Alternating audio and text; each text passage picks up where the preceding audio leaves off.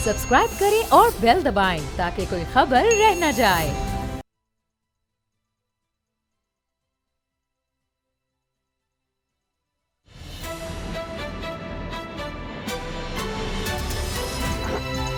अब पता चला। बिस्मिल्लाहिर्रहमानिर्रहीम, अस्सलाम वालेकुम। मैं हूं मोहम्मद उसामा गाजी और आप देख रहे हैं अब पता चला। हुकूमत बहुत कुछ कर रही होगी, बहुत कोशिशें हो रही होंगी, लेकिन लोगों को जो नज़र आ रहा है, जो ऑन ग्राउंड सिचुएशन है, वो बहुत ही ज़्यादा ख़तरनाक है। कोरोना के वार जारी हैं और सूरत हाल ये है कि अभी बाबर डोगर साहब से बात भी हो रही थी कि हस्पतालों में जगह नहीं है और सिलेंडर की कीमतें कई गुना हो चुकी हैं और लाखों रुपया लेकर भी अगर कोई जेब में फिर रहा है तो उसको भी अस्पताल में जगह नहीं मिल रही। ये सूरत हाल हो चुकी है। इसके अलावा पेट्रोल का सुनते थे कि जनाब सस्ता कर दिया इस हुकूमत ने। सस्ता करने के बाद हाल यह है कि पेट्रोल का बहरान पैदा हो चुका है और आखिरकार हुकूमत जो फैसले कर रही है वो ऐसे लग रहा है कि ऑयल कंपनीज के आगे घुटने टेक दिए हुकूमत ने कि जो वो चाहेंगे वो कीमत पेट्रोल की होगी, लेकिन पेट्रोल मिले तो सही। उसके बाद अब बजट का भी बहरान नजर आ रहा है। क्यों? 3000 अरब रुपए खसारे का बजट तैयार हो रहा है और उस पर भी आईएमएफ खुश नहीं है। उसकी वजह यह है कि आईएमएफ की शराइत यह है कि आपने सरकारी मुलाजमों की तनख्वाहों में कमी करनी है और अपना बजट और कम करना है, सरकारी बजट। लेकिन हुकूमत कह रही है कि यह हमारे लिए मुमकिन नहीं। तो आईएमएफ ने साफ कह दिया है कि अगर हमारी शराइत नहीं तो मजीद कर्ज नहीं मिलेगा। आटा बहरान भी पैदा हो चुका है। अब इमरान खान साहब ने कोशिश की कि ठीक है, बाहर से आटा, बाहर से इंपोर्ट किया जाए आटा और उस पर ड्यूटीज खत्म कर दी गई हैं ताकि जखीरा अंदोजी जो लोग कर रहे हैं उनका मुकाबला करने का और कोई हल नहीं है। छापे मारकर हुकूमत आटा बाहर नहीं निकलवा सकती, बाहर से खरीद लो। कोई एक जगह, कोई एक मामला ऐसा नहीं है जहां हमें हुकूमत की कारकर्दगी कुछ तसल्ली बख्श नजर आए। हत्ता के मियां नवाज शरीफ की रिपोर्ट का मामला यहां तक है कि जी अब उसकी भी इंक्वायरी होगी। वज़ीर आज़म ये कोई यकीन दहानी करवा रहे हैं, यानी अपनी ही हुकूमत ने जाने दिया, अब उसी पर सवालिया निशान। हाँ, एक चीज, चीनी स्कैंडल की रिपोर्ट आ गई। अब वज़ीर आज़म ने यह भी कह दिया है कि उनके खिलाफ कार्रवाई होगी, 1985 से अब तक होगी, तमाम के खिलाफ होगी और सारे महकमे, SCCP, competition commission, FBR, FIA, income tax, हत्ता के नैब, सबको टास्क दे दिए हैं। तो इसमें जीतेगा कौन? आज सबसे पहले इस पर बात करेंगे। असद खरल साहब, ये नैब को भी टास्क दे दिया गया है। आजकल नैब के हवाले से जो कारकर्दगी है उस पर तो आप वाज़े तौर पर दो टोक लफ्ज़ों में बात कर देते हैं, लेकिन चलें FIA है, FBR है, SCCP, स्टेट बैंक को भी कह दिया है कि जनाब कर्जे इन्होंने किस तरह लिए, किस तरह मनी लॉन्ड्रिंग की, उसमें स्टेट बैंक भी आ जाएगा। उसमें FIA को भी कह रहे हैं, इनकम टैक्स डिपार्टमेंट भी है। ये सारे महकमे, पूरी रियासत के इतने अहम तरीन महकमे, ये कुछ कर सकेंगे? बिल्कुल। और इसमें कार्डलाइजेशन के हवाले से जो मसाबती कमीशन है, जो कंपटीशन कमीशन ऑफ पाकिस्तान है, उसको भी कुछ चीज़ें तफवीज़ की गई हैं। ये 7 इसमें एक्शन जो है रिकमेंड किए गए हैं और 7 एक्शन जो है उसको वज़ीर-ए-आज़म साहब ने मंजूर किए। अब यही मैं कह रहा था कि अब ये चीज़ें जो है जिस तरीके से आप देख रहे हैं कि आहिस्ता आहिस्ता चीज़ें, ये घेरा जो है तंग किया जा रहा है और इस माफिया को जिसके कभी सोच भी नहीं सकते थे। देखिए अब नैब, यही बात है, हम कह रहे थे कि नैब तो अब एक्शन करेगा, रेफरेंस भी बनेंगे, गिरफ्तारियां भी होंगी, रिकवरीज भी होंगी, चले जो भी होगा। FIA जो है वो भी गिरफ्तारियां करेगी, कोर्ट में केसेस जाएंगे। इसके बाद securities and exchange commission of Pakistan एक रेगुलेटर है, उसको भी इख्तियार दिए गए हैं, उसको भी टास्क दिया गया है। FBR जो है इनकम टैक्स के रिलेटेड, जो भी टैक्स के रिलेटेड है वो उसको टास्क दिया गया है। फिर उसके बाद आ जाता है आपका कंपटीशन कमीशन ऑफ पाकिस्तान, उसको भी। अब मामला यह है कि ये 1985 से ये मामला शुरू होगा। 1985 से जब शुरू होगा तो मैं फिर जिस तरह कह रहा हूँ, उस दिन शीशा भी हमारे साथ थे, उसमें शरीफ फैमिली की मिलों की जो भारत से जो चीनी का कारोबार था वहाँ वो वहाँ से शुरू होगा। फिर उसमें बाद हुमायूं अख्तर और उनके जो भाई हैं जो मुशर्रफ दौर में जो 780 मिलियन की, मैं नहीं कह रहा, फाइनेंशियल मैनेजमेंट यूनिट ने बाकायदा एक सस्पिशियस ट्रांजैक्शन रिपोर्ट होती है वो जनरेट की और नैब के चेयरमैन को भेजी। उसकी कॉपी मेरे पास कॉन्फिडेंशियल डॉक्यूमेंट की है। जिसमें उन्होंने बताया कि जनाब 780 मिलियन की जो वर्स्ट चीनी का जो क्राइसिस था, जब आपको ना चीनी का बहरान मुशर्रफ दौर में आया था, शौकत जी जब वज़ीर-ए-आज़म थे उस वक्त, और नैब की गाड़ियां चल पड़ी थी जिनको वापस बुलाया गया था। ईवान सदर से प्रेसिडेंसी से और जनाब प्राइम मिनिस्टर ने कहा था ये क्राइसिस पैदा हो जाएगा। जिस तरह अब ये कह रहे हैं कि अगर जहांगीर तरीन पे हाथ डाला जाएगा तो इमरान खान साहब की हुकूमत खतरे में उस वक्त में यही मामला हुआ था, कंप्रोमाइज़ हुआ। अब मामला ये है कि जो शहजाद अकबर साहब वज़ीर आज़म के मुआनिक सूसी बरात साहब हैं, उन्होंने बड़ी सीधी बात की है। उन्होंने शाहिद खाकान अब्बासी और शहबाज शरीफ साहब को उन्होंने कहा जनाब बताएं कि शाहिद खाकान अब्बासी जो बड़ी बड़के लगाते हैं वो क्या ये जवाब देंगे कि सलमान शहबाज, हमजा शहबाज की वालदा और खादमे आला और जनाब शहबाज शरीफ साहब जो सूबे के 20 अरब रुपया उनकी वालदा की जो नामों पे जो 20 अरब रुपए की सब्सिडी दी है उसका हिसाब देंगे। फिर वो ये कहते हैं अफगानिस्तान जो चीनी की रिपोर्ट के अंदर चीज़ें आ रही हैं कि 15 से 20 टन जिस ट्रक की कैपेसिटी है उससे ज़्यादा वो लोड नहीं उसके ऊपर उठा सकता, उसके नाम उन्हीं ट्रकों के हवाले से 80 टन की रसीदें कटी। इसका मनी लॉन्ड्रिंग होती रही है, मनी लॉन्ड्रिंग हो गया, वाइट मनी की जाती है। बाबर साहब खैर साहब किस ट्रेन की बत्ती के पीछे आप लगा रहे हैं? क्यों? मुझे एक बात बताइए सर, एक मिनट ठहरें। ये जब स्कैम स्टार्ट हुआ चीनी की कीमत क्या थी? क्यों ये गवर्नमेंट 55 रुपए के 50 85 रुपए थी, 55 रुपए 50 से 55 रुपए 85 रुपए कीमत थी, वहां से 85 चली गई थी और पूरी कौम ने शोर मच गया कि जनाब ये चीनी की कीमत 85 रुपए कैसे हुई। कमीशन बन गया, कमीशन ने जनाब हर चीज़ की इंक्वायरी कर ली। अब वो 85 तक इंक्वायरी कर लेगा, 85 तक कि उस वक्त भी क्या हुआ था। सर ये पिछले 3 महीनों में गवर्नमेंट चीनी की 1 रुपया कीमत नहीं कम कर सकी। माफिया जो है उस कार्टेल के सामने बेबस है, ये जवाब दे रहा है ना। तो आप सर उन पर हाथ डाले जा रहे हैं, वो कह रहे हैं अच्छा हमें हाथ डालोगे, देखो लाकर दिखाओ कीमत नीचे। सामा साहब की बच्चियां ये गला कर रहे हो यार। मुझे एक बात बताएं, पिछले 3 महीने में 8 आने की कीमत कम नहीं हुई। आज इस वक्त भी 85 रुपए किलो है चीनी। जब ये स्टार्ट हुआ स्कैम उस वक्त भी 85 रुपए किलो थी। आप कह रहे जी 85 में इधर चीनी गई थी, 95 में उधर गई थी, 2000 फलाने में उधर गई थी, उसको भी पकड़ लेंगे, इधर भी पकड़ लेंगे। और जो अब माफिया है जो इस वक्त भी गवर्नमेंट के सामने मुंछों को ताव दे के हंस रहे के जो कर सकते हो कर लो, उसको तो ये हाथ नहीं लगा सके। 1 रुपया तो ये चीनी की कीमत कम नहीं कर सके। आप पिछले 10 साल 15 साल 12 साल की कीमतें क्या बाबर साहब 7 इदारे हैं, ये बंद कर दें। क्या कहा गया? ये 7 इदारों में जाकर के पांव दबाने हैं, इनके पांव दबाने हैं, मालिश करने ने क्या किया क्या है? 3 महीने में मुझे शुरू किया पाकिस्तान में कोई इदारा अब भी एक चीज रिकमेंडेशन आई है, मामला आगे की तरफ जा रहा है। यार खैर साहब पहले रिपोर्ट आई, पहला मसला आप हल करते तो आगे जाते हैं ना, पहला मसला तो हल ही नहीं हुआ। ये डर गई हुकूमत, ये तो पब्लिक ही नहीं होगी।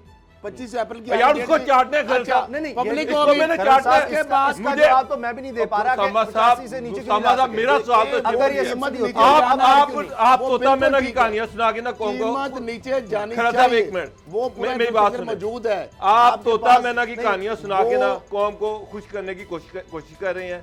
कौम को एक झुंझुना पकड़ाया के हिलाते रहो और खुश होते रहो।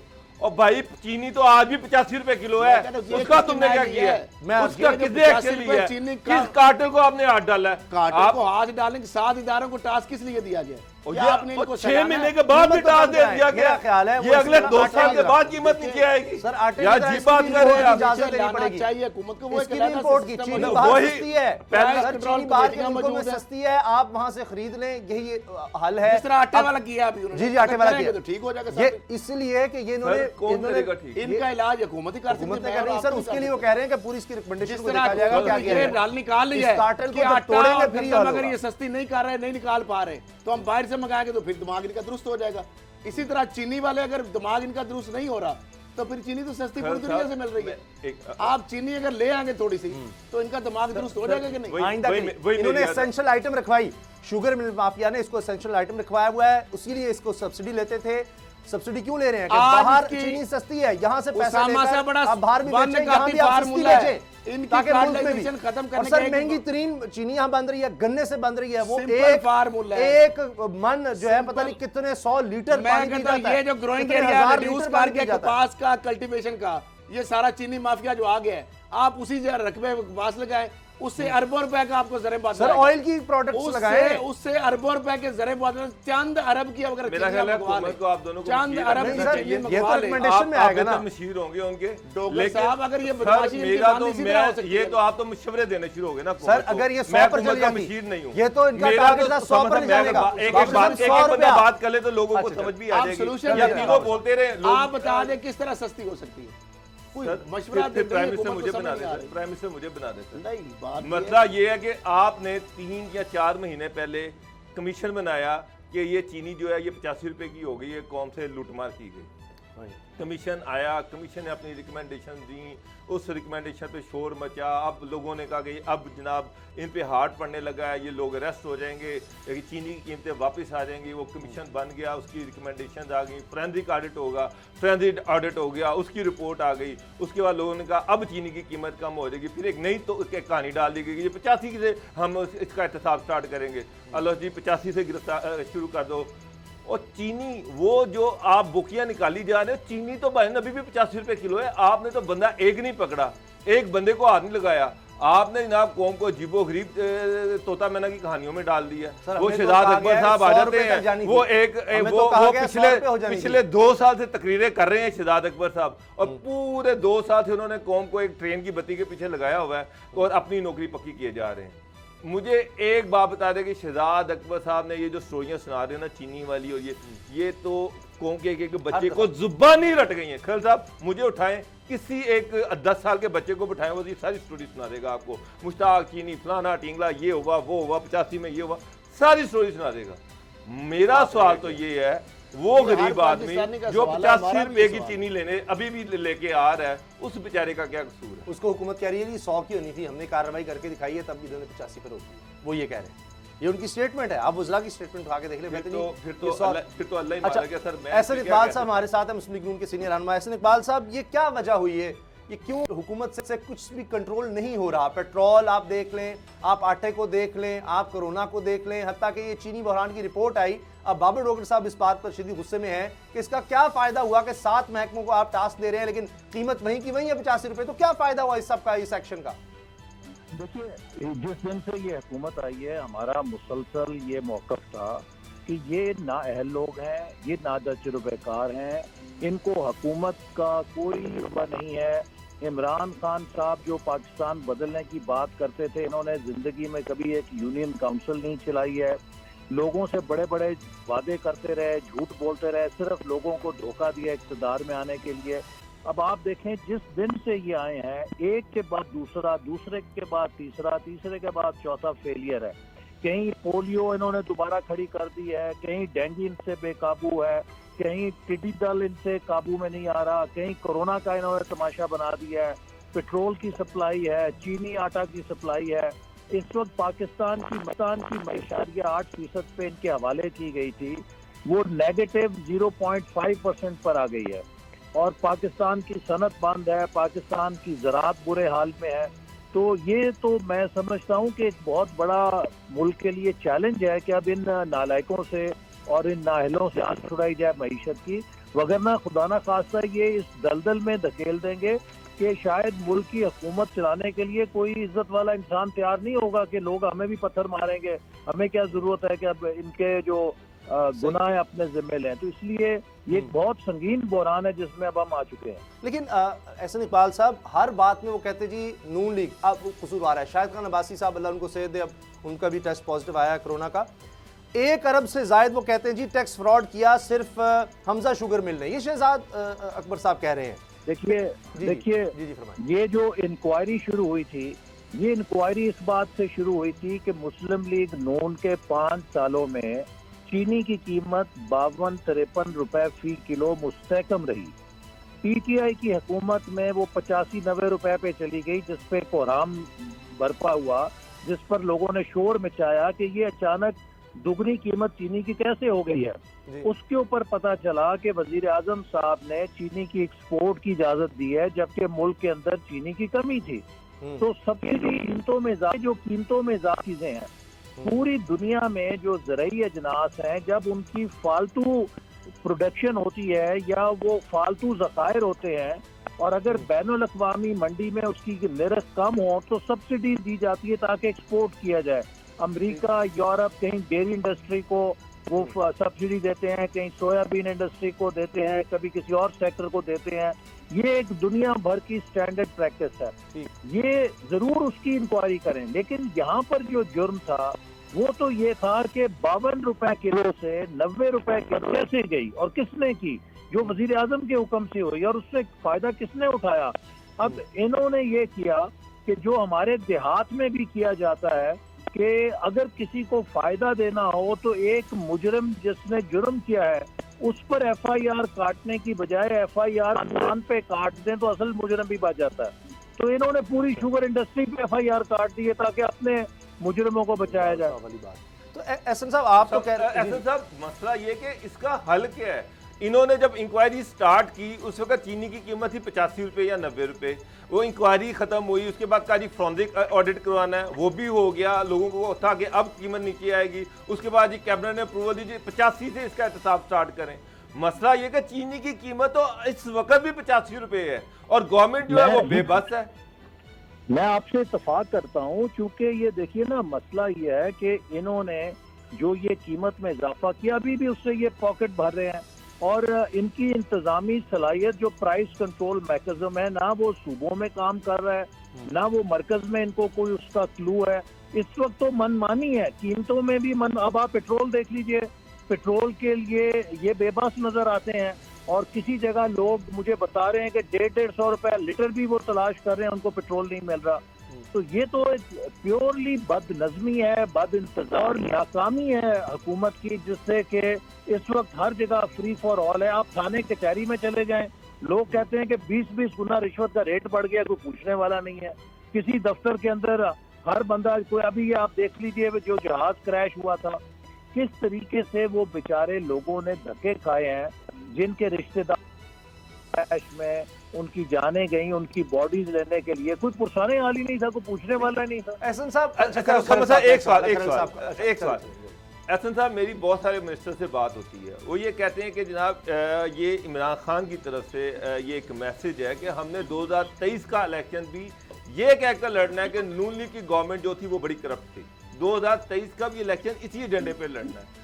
तो सर ये आपका क्या ख्याल है कि ये एजेंडा चलेगा, इसी तरह चलता रहेगा और लोग इनकी तरह से सुनते रहेंगे? देखिए 2023 का इलेक्शन इस बुनियाद पे होगा कि मुस्लिम लीग नून के 5 साल बेहतर थे या PTI का दौर बेहतर था। मुस्लिम लीग नून के दौर में मुआशी तौर पे इंसान और अवाम ज्यादा खुशहाल थे या इनके दौर में ज्यादा खुशहाल हैं? मुस्लिम लीग नून के दौर में ज्यादा रोजगार था या इनके दौर में ज्यादा रोजगार है? तो ये मैं समझता हूँ कि अब इनकी वो जो तकरीरें थी कि जी साल का तो ये हो जाता है, हम उसे पकड़ के लाएंगे, भाई 2 साल हो गए हैं ना, वो 6000 अरब रुपया किधर गया है? आपसे तो साल का टैक्स इकट्ठा नहीं हो सक रहा। वो 6000 अरब अगर होता तो इस वक्त तो मुल्क को किसी चीज की जरूरत ही नहीं थी। इसी तरह 200 अरब डॉलर हम बस आते साथ इमरान खान आएगा तो 200 अरब डॉलर नाचता हुआ पाकिस्तान में आ जाएगा। वो किधर है 200 अरब डॉलर?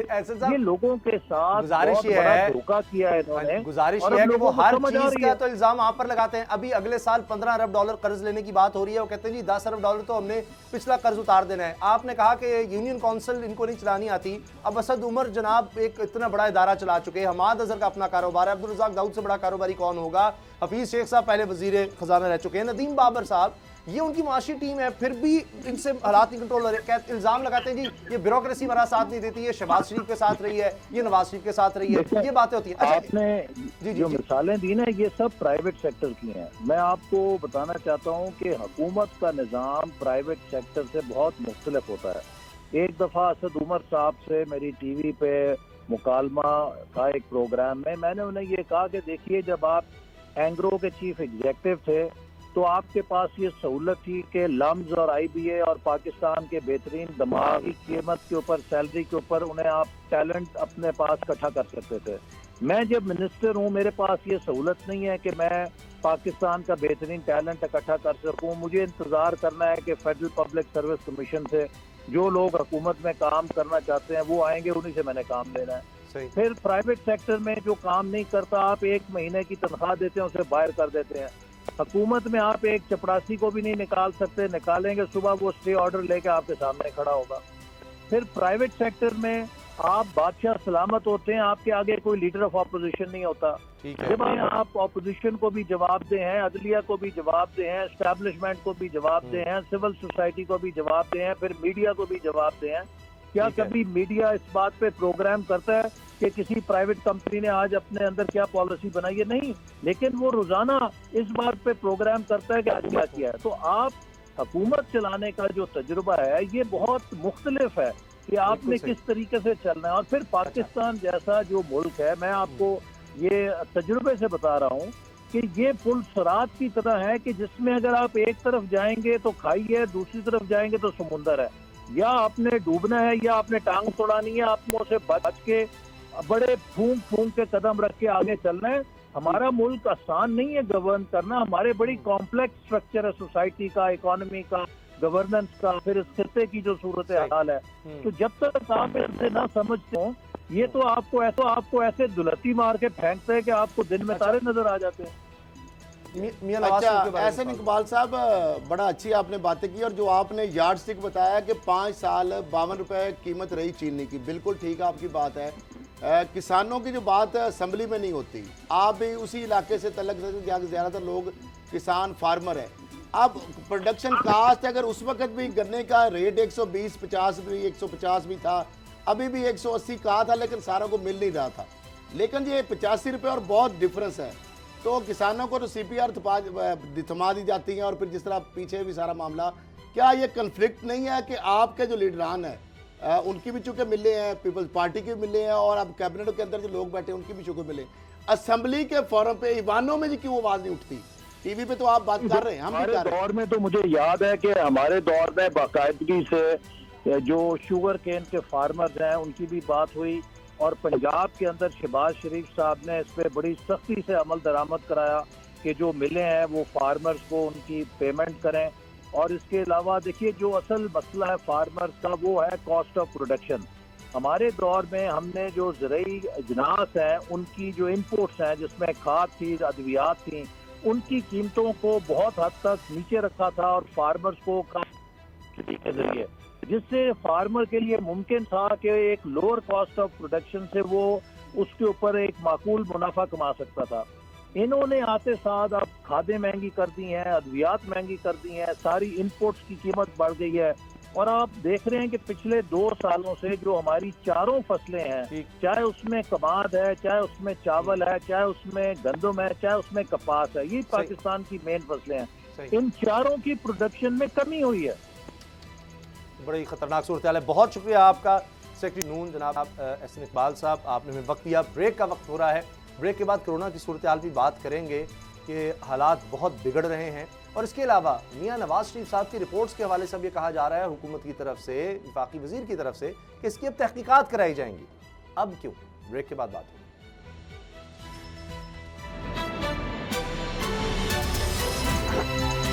अब पता चला।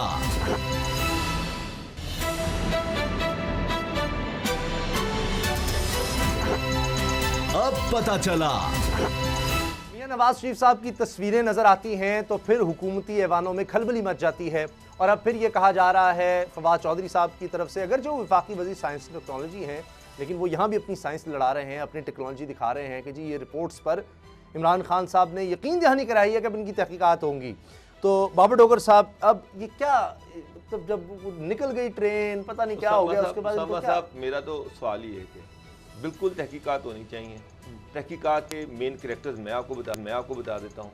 Number 1 CM Punjab Usman Buzdar, governor Punjab चॉइस सर्वर, हेल्थ मिनिस्टर यास्मीन राशिद, उसके बाद प्रोफेसर डॉक्टर इयाज महमूद जो सिंध के हेड थे और उस मेडिकल कमेटी के हेड थे। यही 4 बनते हैं ना जिनकी आपने इन्वेस्टिगेट करना है, तो आप बिल्कुल इनको इन्वेस्टिगेट करें। यास्मीन राशिद की सारी प्रेस कॉन्फ्रेंस जो हैं ऑन रिकॉर्ड हैं। डॉक्टर इयाज महमूद जो हैं उनके हाई कोर्ट के सामने जो स्टेटमेंट थी कि ना ये अगर इनको बाहर ना भेजा गया तो इनकी जान को खतरा है, ये इयाज महमूद साहब ने ऑन रिकॉर्ड कोर्ट के सामने अदालत में स्टेटमेंट रिकॉर्ड कराई है, मैंने सुनी है, मैं वहाँ पर मौजूद था। उसके बाद उन्होंने 16 प्रेस कॉन्फ्रेंस में ये कहा कि जनाब अगर इमरान साहब के अगर नवाज शरीफ साहब बाहर ना गए तो उनकी जान को खतरा है। ये उन्होंने खुद कहा। डॉक्टर यास्मीन राशिद ने ये कहा। तो अगर ये सारा कुछ गलत था तो इसका मतलब है कि ये सारा कुछ मिसलीड हो रहा था, ये मिसलीड गलत नहीं था। हो रहा डॉक्टर साहब, ये स्क्रिप्टेड था सब कुछ। नहीं सर, देखिए एक मिनट सर, खरल साहब मुझे सर, बताएं, अच्छा, एक तरफ ये कहा जाता है दूसरा एलिमेंट भी एक से मैं ये बता दूं, डॉक्टर खरल साहब साहब जल्दी की से बात जल्दी से कीजिएगा। जल्दी उसमें दूसरी चीज जो है वो है फेडरल लॉ मिनिस्टर जो कि उस कमेटी के हेड थे जिन्होंने मियां साहब का नाम ईसीएल से निकाला था। आपको याद होगा क्या नाम है लॉ मिनिस्टर का, federal law minister senator Farogh Naseem, senator Farogh Naseem sahab, और वो उस कमेटी को हेड कर रहे थे जिसने नाम ईसीएल से निकाला था। आप उनको भी पकड़ लें, आप इनको भी पकड़ लें। आप देखिए ना, वो तो इस्तीफा देके फवाद चौधरी साहब हैं फाकी वजीर साइंस एंड टेक्नोलॉजी। जी फवाद चौधरी साहब साइंस जिस एंड तरह टेक्नोलॉजी पंजाबी के वफाकी वजीर हैं। उन्होंने कहा कि वजीर आज़म साहब ने मुझे यकीन दहानी कराई है कि तहकीकात की, उन्होंने कहा कि जो नवाज शरीफ साहब के टेस्टों के बारे में, और उन्होंने कहा कि खुरा जिस तरफ भी जाएगा इसे अब भुगतना चाहिए। आपको पता ना, पहले हमारे प्रोग्राम में फयाजुल हसन चौहान साहब वज़ीर इत्तेहाद पंजाब कह चुके हैं जी वो तो सरकारी रिपोर्ट्स ही नहीं थी, उन्होंने साफ कह दिया, उनको प्राइवेट नवाज शरीफ के अपने मॉलेज रिपोर्ट्स लाते थे उनकी होती थी। फिर तो ये बात भी ऑन रिकॉर्ड है उनको कि मियां नवाज शरीफ मेडिकल ने बोर्ड का हेड फर्दर कौन था? टेस्ट ये मियां endorse नवाज शरीफ कौन ने करता फर्दर था? टेस्ट से इनकार किया था। कुछ टेस्ट उन्होंने कहा था मैं यहाँ नहीं करवाऊंगा जिससे सही तरह पता देखिए, चले एक प्राइवेट लैब के कम होने की टेस्ट वजह थे। क्या है। वो कहते थे मैं बाहर जाके कराऊंगा, सरकारी टेस्ट उन्होंने यहाँ से थे। इनकार कर दिया था टेस्ट करवाने से। ऐसी बात नहीं, कुछ सरकारी टेस्ट थे, कुछ एक प्राइवेट लैब के टेस्ट थे। मामला ये है कि जो बोर्ड होता है ना, जो हाई पावर्ड बोर्ड है गवर्नमेंट ऑफ पंजाब सर ये भी है कि तनख्वाहदार जो डॉक्टर है, फर्दर टेस्ट से इनकार किया था। वो टेस्ट आपको आम बंदा अगर है उसका एमएलसी उसका पर्चा नहीं होता थाने में, प्राइवेट अस्पताल में जाकर दाखिल हो गए, आपको कोई इंजरी आ जाए, मुझे पर्चा करा के दिखाएं।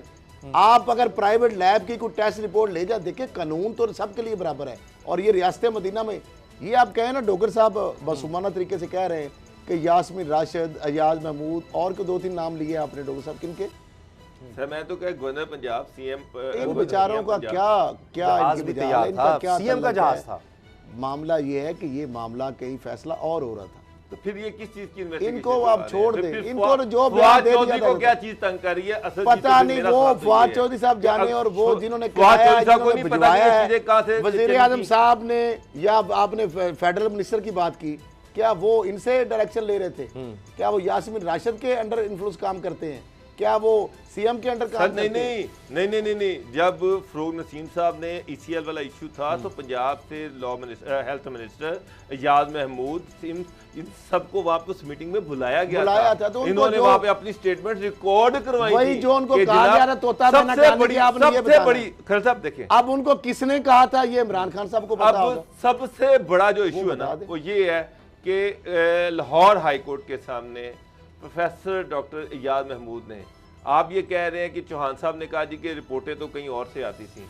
अगर रिपोर्टें कहीं और से आती थी, डॉक्टर अदनान उसको हेड कर रहे थे, सब कुछ मैं मान लिया। अदनान हेड कहीं नहीं कर रहे थे, उसकी डॉक्टर कोई ऐसी अयाज हैसियत नहीं है। महमूद साहब ने किस कैपेसिटी में लाहौर हाई कोर्ट के सामने ये स्टेटमेंट दिया था कि मियां साहब को बाहर ना भेजा गया तो उनकी जिंदगी को खतरा है? क्योंकि उनको कहा गया ये कि मेरा ये तो तहकीकात सवाल होंगी, ये अभी चीनी स्टेटमेंट देने तहकीकात के लिए होंगी, उनको चीनी की किन्होंने तरह कहा की था? तहकीकात होंगी अभी। ये बस सिर्फ कह स्टेटमेंट दिया, देने उन्होंने के लिए statement उनको दे दिया। पूछा आपने, कभी सर, ना किसी ने मियां कहा नवाज था? शरीफ ने डॉक्टर आना साहब, है ना कुछ होना क्या है, बस पंजाब ये ऐसे ही। हुकूमत की डिजायर के खिलाफ वो हाई कोर्ट में ये सर स्टेटमेंट दे इसलिए तो मैंने सीएम पंजाब का नाम लिया। सर ये सिर्फ इसलिए तो खबर मैंने बनाने के लिए। सीएम पंजाब ये किसकी मीडिया में डिजायर सर पे एक चल रहे हैं? बस ये इन्होंने देने देखिए, के लिए ऊपर अपनी फेडरल गवर्नमेंट का एक डिसीजन था, अपने ऊपर पंजाब जिम्मेदारी हुकूमत हटाने के उसको लिए बस endorse किया, अपनी खिदमत सिंपल सी बढ़ाने के बात लिए है। है और कुछ भी नहीं है। अच्छा कोरोना तो की ये अगर इंक्वायरी किसके खिलाफ कोरोना होगी? की अगर बात मैं कर तो रहे ये हैं तो मैं ये फवाद चौधरी साहब देख लें कि फिर प्राइम मिनिस्टर इंक्वायरी किसके खिलाफ साहब करेंगे? ने और फेडरल कैबिनेट ने उनको बाहर भेजा। अच्छा सर अगर आप इजाजत दें, मैं चाह रहा हूँ इंडोर्समेंट हुई ना, एक बहुत बड़ा मामला, हमारी कोशिश ये थी कि हम इसको और ज़्यादा जल्दी डिस्कस करते जी जी कोरोना के हवाले से। अब देखिए शेख रशीद साहब वफाकी वज़ीर रेलवे, उनका टेस्ट पॉजिटिव आ गया है। साबिक वज़ीर आज़म शाहिद खान अब्बासी साहब, उनका टेस्ट पॉजिटिव आ गया है। इससे कोई महफूज नहीं नज़र आ रहा, कोई शख्स, कोई यानी खास मीडिया में तौर कई पे लोग हमारे हैं, मीडिया हर हाउसेस जगह। के अंदर एक मीडिया हाउस के अंदर 12-12 लोगों को टेस्ट पॉजिटिव आ रहे हैं। सर एक बैंक की ब्रांच में 35, एक ब्रांच में 35 लोगों का टेस्ट पॉजिटिव आ गया है। और सूरत हाल ये है कि पंजाब जो मेडिकल एसोसिएशन है, पाकिस्तान मेडिकल एसोसिएशन पंजाब, उन्होंने कहा है कि लाहौर में कम से कम 35 लाख लोग, ये कोई करोड़ सवा करोड़ की आबादी में से 35 लाख लोग मुतासर हो सकते हैं, यानी जिनको कोरोना हो सकता है। और पूरे पंजाब में तो कह रहे हैं 2 करोड़ तक हो सकते हैं। 35 डॉक्टर वो कह रहे हैं शहीद हो चुके हैं, वो बड़े परेशान हैं। और बाबर डोगर साहब, आपने खुद जो चीज़ एक्सपीरियंस किया वो भी आप बताएं। जो प्रोग्राम से पहले बात हो रही थी कि अब तो ना कोई बेड अवेलेबल है, ना सिलेंडर में उस तरह से मिल रहा है, यानी गरीब आदमी तो छोड़ दें आप, अब तो अमीरों की पहुंच से भी काम निकल गया। उसामा साहब, लाहौर की हवा में इस वक्त कोरोना है, लाहौर की हवा में कोरोना है। मैं आपको पूरे वसूख से कह रहा हूँ, जितना कोरोना लाहौर में है 1 मिलियन का फिगर तो ये क्रॉस कर चुका हुआ है। आप 1 मिलियन है, 10 लाख, वो 35 लाख पाकिस्तान मेडिकल एसोसिएशन कह रही है 35 लाख। सर मैं आपको एक बात बताऊं, सर्वे करवा लें, लाहौर के तमाम प्राइवेट सरकारी हॉस्पिटल जितने भी हैं, उन तमाम हॉस्पिटल पैक टू कैपेसिटी हैं। इस वक्त आपका अगर कोई सीरियस पेशेंट है, आप किसी प्राइवेट हॉस्पिटल में आप 20-25 लाख रुपया भी जेब में लेके चले, आपको जगह नहीं मिलेगी। लाहौर के ये हालात हुए हैं, ये हालात हम इटली के सुन रहे थे, ये हम न्यूयॉर्क के हालात सुन रहे कि वहाँ अस्पतालों में जगह नहीं है। मैं मेरे अजीज थे, परसों मैंने लाहौर के तमाम हॉस्पिटल में ट्राई कर लिया साहब, तमाम हॉस्पिटल ने बाहर लिख के लगा दिया कि कोरोना के पेशेंट्स की का बेड हमारे पास अवेलेबल नहीं है, जगह नहीं है। यहां तक हालात ये हैं कि ऑक्सीजन का वो सिलेंडर जो 4,000 रुपए का था, इस वक्त 20,000 रुपए का भी नहीं मिल रहा, और वो भी मिल नहीं रहा। और ऑक्सीजन चेक करने के लिए वो जो एक छोटी मशीन होती है कि ऑक्सीजन कितने % है, वो 3,000 की वो मशीन थी, वो इस वक्त 15,000 रुपए की भी नहीं मिल रही। मार्केट में ये हालात हुए हैं, पता नहीं गवर्नमेंट कहाँ सोई हुई है। सर कोरोना इस वक्त हुकूमत के काबू से बाहर निकल चुका हो। मैं आपको पूरे कराची में भी यही सूरत हाल है कंट्रोल से बाहर निकल चुका है। गवर्नमेंट के पास कोई अरेंजमेंट नहीं है। चाइना ने वुहान सिटी में 3 दिन में 1000 बेड का एक हॉस्पिटल बना दिया था, आपने करोड़ों अरबों रुपया ज़ाया कर दिया ये जो थे ये क्वारंटाइन बनाने में, जिसका कोई फायदा नहीं। एक्सपो सेंटर्स में करोड़ों लगा दिया, उधर लगा दिया। इससे बेहतर था आप कोई 200 बेड का एक हॉस्पिटल बना देते, जहाँ पे आज 1000 या 100, मुझे याद नहीं आ रहा क्योंकि वैसे 1000 पर यकीन नहीं आता। वो कह रहे हैं कि इसका हम एक अरेंजमेंट कर रहे हैं, बेड और ऑक्सीजन अवेलेबल होगी कुछ दिनों तक। सर कब करेंगे? इस वक्त अगले 10 दिन में। मैं आपको एक बात बताऊं, गवर्नमेंट का अपना सर्वे आज 1 लाख क्रॉस कर गया, सरकारी फिगर की मैं बात कर रहा हूं। इनका अपना सर्वे है कि 15 जून से 20 जून तक ये फिगर जो है वो 1.5 लाख तक पहुंच जाएगा। और अगर ये 1.5 लाख, 1.25 लाख से 1.5 लाख तक पहुंच जाएगा, और ये खुद गवर्नमेंट मान रही है कि अगर 1.5 लाख तक ये फिगर पहुंच गया तो पूरे पाकिस्तान के तमाम अस्पताल बशमूल प्राइवेट और सरकारी पेशेंट्स, जो सीरियस पेशेंट्स के लिए कोई जगह नहीं होगी। अब ये अलार्मिंग सिचुएशन डोगर साहब बता रहे हैं ना, कोरोना तो अलार्मिंग सिचुएशन है ही। बहुत बड़ा हॉस्पिटल है, वहां भी उन्होंने लिख के दिया, माजरत वो क्या कर रहे हैं। सर किसी अस्पताल में कोरोना के पेशेंट मामला ये है, कोरोना के मरीजों के लिए चलो जगह नहीं है, लेकिन इस वजह से जो बाकी सीरियस पेशेंट है उनका देखे ना, किसी को कैंसर है, किसी को निमोनिया है, किसी को दमा है, फेफड़ों का इशू है, और वेंटिलेटर तो आम नॉर्मल हालात में हर रोज हेडलाइन होती थी कि वेंटिलेटर अस्पतालों में नायाब हैं। अब ये जो सूरत हाल और 1 लाख तादाद बढ़ गई, एक रोज में 578 जहां बाक हो गए। कुल अमवात जो है 2032 होगी जी, कल तक का दादोशुमार है। और जिस तरीके से बढ़ रहा है, और ये दादोशुमार इसलिए है कि जो लैब के सारे अगर टेस्ट इकट्ठे कराए जाए, उसामा साहब बहुत सारे लोग खुद करवा रहे हैं, वो तो इसमें शामिल नहीं हो रहे। ये सूरत हाल है, और हुकूमत ने सर्वे ही बैन कर दिए कि कोई सर्वे ना करे कि पता नहीं कितने मरीज हो सकते हैं, क्या सूरत हाल हो सकती है। ब्रेक का वक्त है, ब्रेक के बाद बात करेंगे बजट की, क्योंकि IMF और हुकूमत अब आमने सामने है, किसकी चलेगी, और ये पेट्रोल का बहरान क्यों आया, इसकी भी तहकीकात का कहा जा रहा है। ब्रेक के बाद बात करेंगे।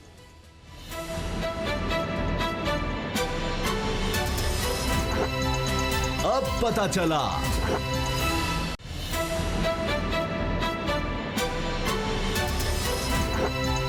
अब पता चला। विफाकी बजट की तैयारी मुकम्मल हो चुकी है। अब 12 जून को इसको पेश किया जाना है, और उसमें अब खबर ये आई है कि IMF ने कहा है कि अगर हमारी शराइत ना मानी गई तो फिर मज़ीद कर्ज नहीं मिलेगा, और ये एक और बहुत बड़ा बहरान होगा। इसके अलावा और सुन लीजिए कि 3000 अरब रुपए खसारे का बजट तैयार किया गया है। अब तक की जो इतलात हैं, तकरीबन 7,500 अरब का ये बजट है, और 4,500 अरब भी कहा जा रहा है कि टैक्स की मद में इकट्ठा होगा। ऊपर से सुन लीजिए पेट्रोल का बहरान, वो भी आ गया। और अब बजाय इसके कि हुकूमत इसको कंट्रोल करती है, एक और स्कीम चल रही है कि इसको डीरेगुलेट कर दिया जाए, यानी मार्केट फोर्सेस पे छोड़ दिया जाए, जिसने जितने का बेचना है बेच दे, क्योंकि हम तो कंट्रोल ही नहीं कर सकते। तो लिहाजा जहाँ रिफाइनरीज होंगी, जो शहर उनके करीब होंगे, वहाँ पर आपको निस्बतन सस्ता मिलेगा। तो 5 रुपये का फ़र्क हो सकता है। जो रिफाइनरी से दूर शहर होंगे वहाँ पर 5 रुपये हो सकता है महंगा मिले। यानी हुकूमत ऐसे लग रहा है कि एक तरफ कहा था जी हम शुगर माफिया से टकरा गए हैं, उधर तो अपना काम, लेकिन उसके बाद आटा माफिया खड़ा हो जाता है, पेट्रोल माफिया खड़ा हो जाता है, माफिया ही माफिया हैं। तो इनसे माफ़ी मांग लें बाबर डोगर साहब फिर माफिया से, और इनके पैर पड़ जाते हैं कि जी आपके आगे हुकूमत कुछ नहीं कर सकती। तो फिर IMF की भी मान लें, वो कह रहे हैं जी आप कटौती कर दें सरकारी मुलाजमिन की तनख्वाहों में, फिर ये भी मान लें। हुकूमत वैसे अभी तक कह रही है नहीं जी हम कटौती नहीं करेंगे, हम तो बढ़ाना चाह रहे हैं। तो सामा साहब, माफिया का राज हमेशा जंगल में होता है। जहाँ जंगल का कानून होता है वहाँ पर माफिया का राज होता है। और जहाँ पर हुकूमत होती है, जहाँ पर रिट ऑफ द गवर्नमेंट होती है, रिट किसको कहते हैं? रिट ऑफ द स्टेट किसको कहते हैं? कि ये जो माफियाज होते हैं इनको ख़त्म करना, माफियाज को ये जो कार्टल्स हैं इनको तोड़ना। ये जो रेगुलेटर्स बनाए जाते हैं, ये सारे रेगुलेटर्स का मकसद ही ये होता है कि ये माफियाज को तोड़ें और चीज़ों को रेगुलेट करें। गवर्नमेंट का रोल ही ये है। अगर आपने गवर्नमेंट का रोल ख़त्म कर देना तो फिर गवर्नमेंट ने करना क्या है? तो गवर्नमेंट का काम क्या है? शुगर, चीनी की कीमत आप कम नहीं कर सकते। पेट्रोल जो है इनके पास मेरे यहाँ से पैसे ही नहीं थे, इन्होंने 1.5-2 महीने से खरीदा ही नहीं।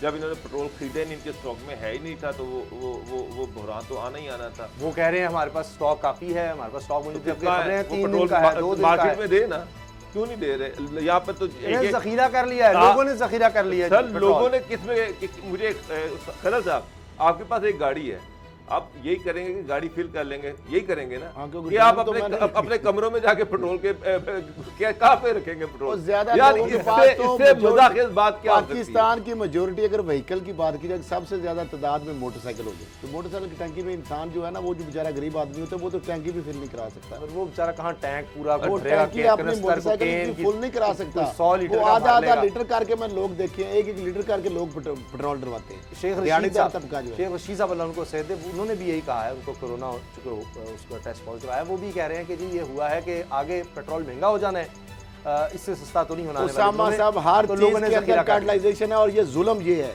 कि ये पाकिस्तान स्टेट ऑयल, जिसके MD शेख इमरान लाग थे, उससे पहले भी जो 2 नंबरियां होती रही, 500 अरब की सालाना वहाँ पे करप्शन हो रही है। ऐसे ऐसे लोग वहाँ पे सीटों पर बैठे जिनका नाम ECL में है, उनके खिलाफ FI और NAB की इंक्वायरीज हैं, सुप्रीम कोर्ट के 100 मोटो मौजूद हैं। उसके बावजूद वो कैनेडियन नेशनल है, कोई बाहर बैठे हुए हैं, अरबों रुपए की। डॉक्टर आसम की JIT में उनके नाम आए। PSO की सूरत हाल ये है स्टेट ऑयल कंपनी की, जिसका 70% से ऊपर शेयर होता था, आज वो 30% तक डिक्रीज हो गया। हैस्कोल नई कंपनियां आ गई, उसके बाद बड़ी बड़ी जो कंपनियां जो दूसरी आ गई। माफियाज का राज है यहाँ पे भी सूरत हाल ये है। और PSO ने ये किया, मैं एक बात आप जरूर बात, इस PSO ने ये काम कर दिया कि जो हमारे जखीरे थे ना, जो स्टॉक होते हैं आर्मी के लिए, जो स्पेशल रखे जाते हैं, इस PSO ने वो वारदात भी कर दी। मेरे पास लेटर मौजूद है, जब GHQ ने कहा ये क्या कर दिया।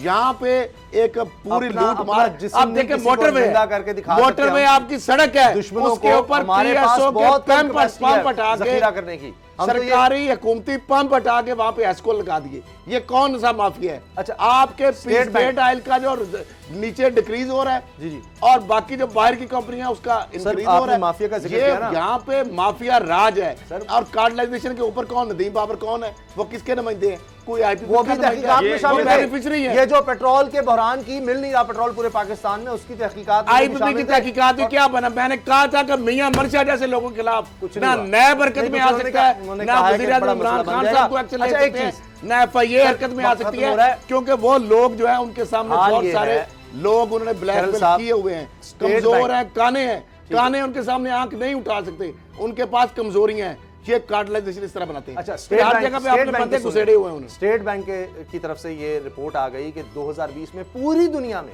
ये उसका यानी क्रक्स मैं बता रहा हूँ, पूरी दुनिया में सबसे ज्यादा महंगाई पाकिस्तान में हुई। बाकी जगहों पर चीजों की कीमतें गिर रही थी कोरोना बहरान की वजह से यहाँ पर, लेकिन फिर स्टेटमेंट आ गई नहीं जी वो सियाको सबाक से हटकर बताया गया है। कुछ महीने ऐसे भी आए थे जहाँ कुछ कीमतें नीचे गई थी। अब बाबर साहब, जहाँ जिस मुल्क का ये हाल होगा कि दुनिया में कीमतें गिर रही होंगी और उस मुल्क में कीमतें ऊपर जा रही होंगी, अगर किसी चीज़ की कीमत गिरती है, पेट्रोल मिसाल के तौर पे, वो नापैद ही हो गया, मिल ही नहीं रहा, क्योंकि आटा जो हुकूमत है नाम की चीज वो अगर कटाई नहीं के होगी, दौर ऐसे ही में होता है। जब वाफिर होगा, हुकूमत खुद परेशान है जब कि गवर्नेंस कटाई नहीं में होगी, आटा नहीं मिल रहा। मिस मैनेजमेंट होगी, गवर्नेंस नहीं होगी, तो फिर ऐसे ही हाल सर, होता है। मैं FBR से एग्री कर रहा हूँ, गवर्नमेंट की रिट नाम की कोई चीज नहीं है, कोई गवर्नेंस नहीं है। सर, कोई IMF की institution चलेगी नहीं है। बजट में, आपको क्या ये लगता है? जो cartels IMF का और की चलनी माफिया की किसके हुकूमत। चलनी, जब आपने कर्जा उसे लेना है, वो कहते हैं नहीं, वो इनकार कर रहा है। मुंह खाए थे का शर्मादियां सर, ने, हुकूमत ने कहा है, नहीं, हम आंखें कटौती नीचे नहीं होती करेंगे। हैं। हम जब आप खैरात लेते हैं ना, तो फिर अगले बंदे की बैगर जो होता है वो फिर सर, उसी हिसाब से 3000 अरब रुपए का खसारा होना है। 3000 Not अरब, मेरा ख्याल है पाकिस्तान की तारीख में इतना बड़ा नहीं होगा बजट में डिफरेंस। क्या आपने 7,500 अरब, आप बता रहे हैं जी हमारे खर्चे हैं, ये 2020 और 21 अगले साल की बात कर रहे हैं हम, और हम सिर्फ 7.5 कमा सके कहेंगे, और उसमें भी वजारत खजाना और FBR की आपस में लड़ाई। FBR कहता है हम नहीं इतने पैसे इकट्ठे कर सकते, पहले नहीं हमसे हुए, आप और बढ़ा रहे अब हैं। तो इस हालात में क्या ताजर कारोबार बंद है, कोरोना है, लॉकडाउन है, तो कैसे अल्लाह ही रहम करे। और अब तो ज़ाहिर भागना है है उनके कि पास। IMF की ही फिर चलेगी, अगर कर्जा लेना है तभी मुल्क चलाना है। प्रोग्राम देखने का बहुत बहुत शुक्रिया, दुआ में याद रखिएगा, इजाजत दीजिए, अल्लाह हाफ़िज़।